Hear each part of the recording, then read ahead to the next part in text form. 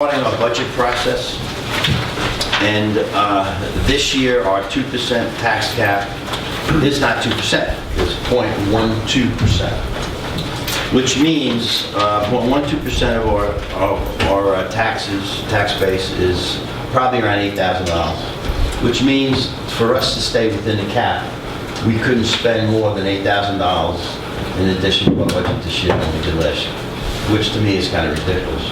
You couldn't even clean toilets for $8,000. So in other words, it's not a 2% tax cap, No. it's a 2% of whatever's lower, and right now we're at 0.12%. Right. So Interesting. I'm not going to make a recommendation at this point, but I think we need to think about it because I don't think we can do what we have to do, perform our services and run the village and stay under that 0.12. So I just want to bring it up so everybody has an idea of what that means, and going forward we'll have some more discussions about it.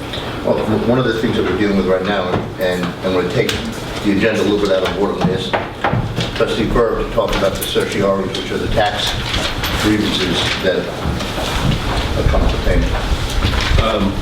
One of the things that we deal with every year is residents and businesses in the community grieving their taxes,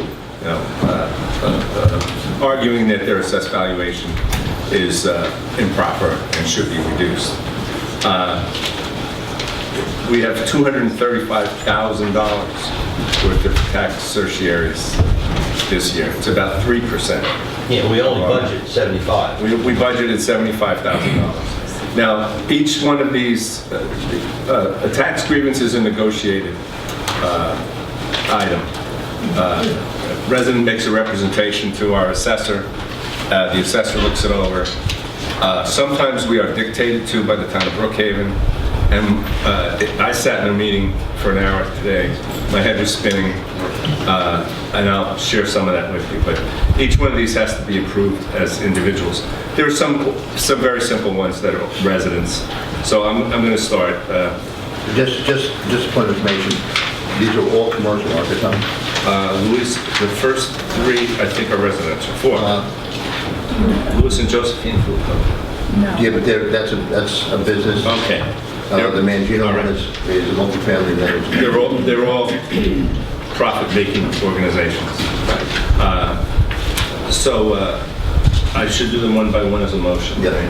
And we need a second, then we need a vote. So Louis and Josephine Foucault, 197-203 East Main Street. The amount is $1,000. That's a motion. Second. All in favor? Aye. Okay. John Mangino, 448 South Ocean Avenue, in the amount of $2,500. That's a motion. Second. All in favor? Aye. Okay. Andrew Rohig, 55 Baker Street, in the amount of $3,000. That's a motion. Second. All in favor? Aye. Okay. Michael Garacci, 37-49 Ryder Avenue, in the amount of $4,800. That's a motion. Second. All in favor? Aye. Okay. King Associates Holdings, 501 West Main Street, in the amount of $7,500. That's a motion. Second. All in favor? Aye. Okay. Now we're getting some bigger numbers. 160 South Ocean Avenue, LLC, in the amount of $32,000. Motion. That's a motion. Second. All in favor? Aye. Okay. 1 West Main Street Apartment Investors, LLC, 1 West Main Street, in the amount of $33,000. That's a motion. Second. Second. All in favor? Aye. Okay. This one's interesting. Taco Bell of America, LLC, 174 Medford Avenue, in the amount of $35,000. That's a motion. Second. Second. All in favor? Aye. So carried. The Landings of Patchogue, 263 River Avenue, in the amount of $110,000. That's a motion. Second. Second. All in favor? Aye. So carried. Just a couple of quick comments. Yeah, please. One of the things I learned in talking with the tax assessor people today is that assessed valuations of condominiums and co-ops are not determined by what they sell for. They are determined by what they would rent for.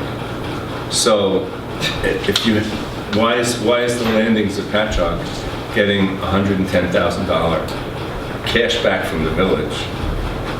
It's because they have become somewhat dilapidated and less desirable, and therefore the rents that they might command, should they be rentals, would be less.